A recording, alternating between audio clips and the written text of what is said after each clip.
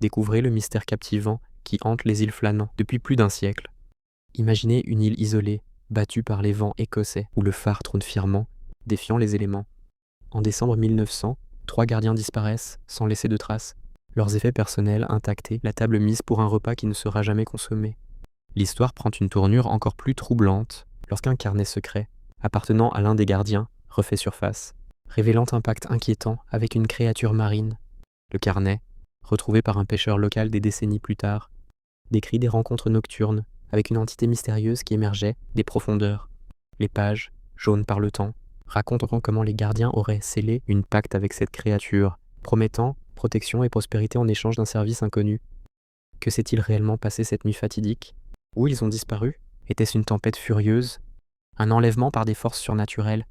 Ou un sacrifice consenti pour honorer leur pacte? Les îles Flânan sont désormais un lieu de pèlerinage pour les chasseurs de mystères et les chercheurs de vérité.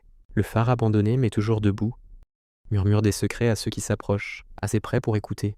Les vagues qui s'écrasent contre les rochers semblent porter les échos d'un pacte ancien, tandis que le vent glacial chuchote les noms des gardiens, perdus en chaque année des curieuses aventures sur cette terre désolée, espérant percer le secret enfoui dans les pages du carnet. Alors que le mystère persiste, l'histoire du phare des îles Flânan continue de captiver l'imagination. Les théories abondent, mais aucune réponse définitive n'a jamais été trouvée. Les légendes se mêlent à la réalité, et le carnet secret reste une pièce maîtresse de ce puzzle. Fascinant. Un siècle plus tard, les questions demeurent. Quelle était la véritable nature de la créature marine?